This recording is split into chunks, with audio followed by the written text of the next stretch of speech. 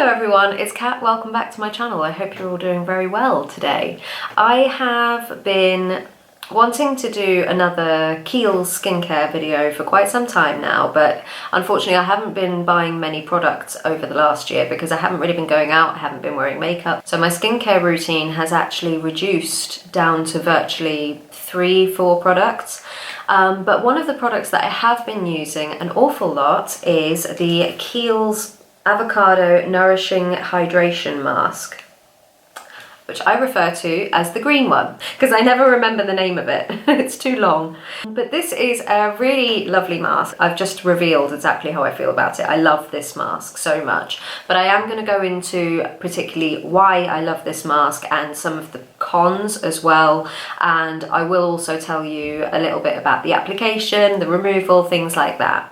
So let's start by saying that this pot holds 100 grams, which is 3.4 ounces, but I don't feel like you actually need to use a lot of this product in order to like cover your face in the mask. This retails for 45 euros, which is $45, 45 US dollars and 38 pounds in the UK. So it's not a cheap mask, but then again, Kiehl's aren't exactly the cheapest brand. I do feel like some of Kiehl's products are worth the money and some of them are maybe not. I'm just going to quickly show you how much product I've got left here. So I've got probably about half.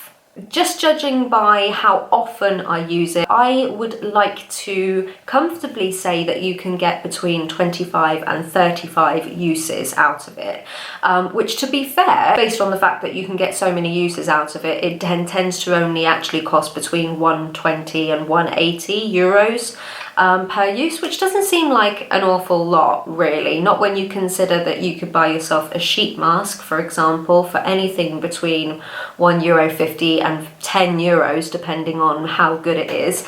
But sheet masks aren't very environmentally friendly, and if I'm being perfectly honest, they're not actually as good for your skin, because at the end of the day you're just lathering serum onto your face and it doesn't really do much. Doesn't mean to say that I don't still use sheet masks occasionally, but I use them for different reasons. I use them like after I've come out the bath occasionally, just as a kind of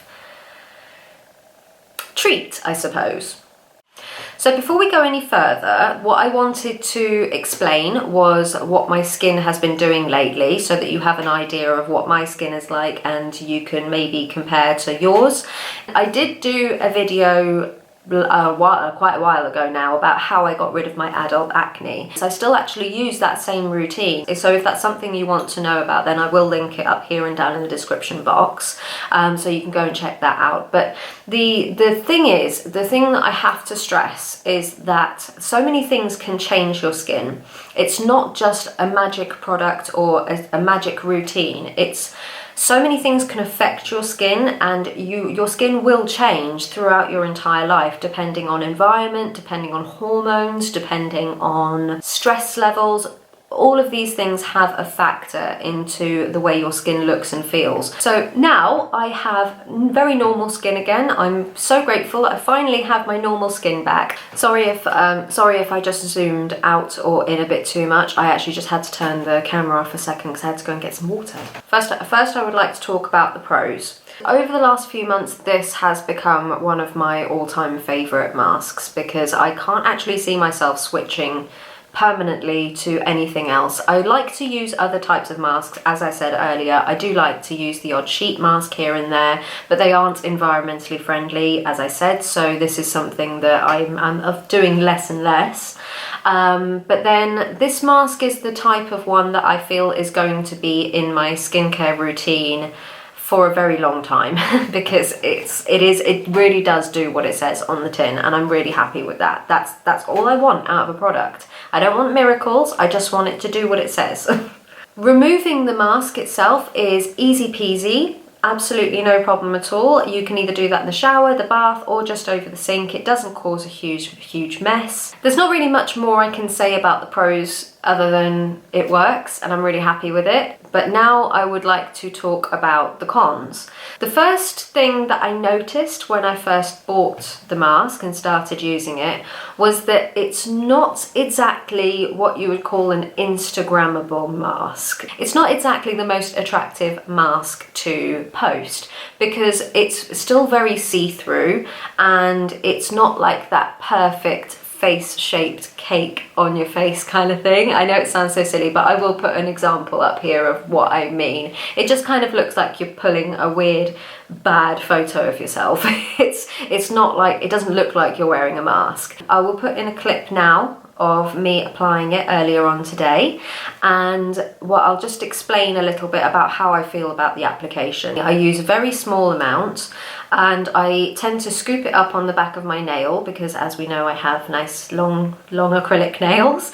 I scoop it up onto the back of my nail, I place it on my cheek, and then you've got to kind of press it in with your fingers. You have to press it and spread it, press it and spread it, because if you don't do that, then it does become crumbly and it can just literally fall off your face. The curious thing is that I always do some research before I do these videos, these skincare videos. I go into, obviously, the cost of the product and the ingredients to a certain extent, because I'll be perfectly honest, I don't know a huge amount about ingredients, but I know the basics. So the first thing that caught my eye is the fact that it actually has alcohol in it, which is a drying element in most products, which I thought, well, that's very, very unusual for such a moisturizing, hydrating mask to contain alcohol. To me, that hasn't really affected me at all, but that could be an irritant if you have sensitive skin, so it's just to bear that in mind. When I do my research, I always take a look at other people's reviews, but not until after I have already written out my general feelings about it, because I don't want other people's reviews to influence mine. So what I do is I go through all of the pros and cons that I feel about, and then I go to the Kiehl's website itself, sometimes Sephora, sometimes Makeup Alley, and I will go and have a look through all of the different reviews for different skin types and different age groups if I can. I wasn't able to get any clear-cut views on age groups necessarily, but I don't actually think that this will matter too much as far as age is concerned, because it is just a hydrating mask. Where there was quite a lot of people that felt the same way that I did, where they loved the mask and thought it was incredible, you did still have quite a few negative reviews. Some people thought it was completely ineffective. The one main thing was the application issue. There's just always seems to be something with the Kiehl's masks. There's always something that people have got a common complaint about, but it is what it is. It is a very crumbly product. In fact, I can show you now. If you can see, like, you've got bits kind of falling off there, see, look. The last thing I wanted to say about it was the smell, the scent. It's unusual. It's an acquired taste. I don't mind it because I quite like my skincare to have a natural smell. So whatever it is, I would like it to smell like that. If it's banana, I want it to smell like real bananas, not fake bananas, if you know what I mean. That's just my personal preference. So for me, the smell is actually in the pros section as opposed to the cons section. But for you, that could be totally different. You could actually say, that is disgusting, I'm not putting that on my face. And that is entirely personal preference. Most of the reviews came from people who had dry, normal, or combination skin, so which is also myself included. So unfortunately, I can't actually give you an opinion on whether this would be suitable for oily types. Just to finish off, if you have any questions about skincare or about your routine or anything, then do feel free to drop any questions you have down below, but I'm not an expert in any way whatsoever. If you are having serious skin issues, something that's getting you down, something that's consistent, you should absolutely go to your dermatologist. If you don't have a dermatologist, go to your local GP, your doctor, ask them if they could make you an appointment so that you could have a discussion about your skin, because it's so important to go through the right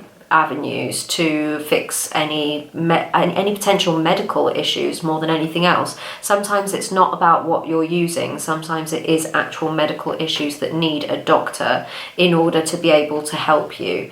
Sometimes YouTubers aren't going to be able to help you, unfortunately. So that's it for today. I hope you enjoyed this video. Thank you so much for watching. I enjoyed having you here again. If you did enjoy this video, I would be so grateful if you could subscribe if you haven't already, because it does mean the world to me, and there will always be videos in the future that you will hopefully enjoy similar to this. Finally, if you would like to follow me on Instagram or Twitter, my handle is Kat_Constantine. It will be at the end of the video as well.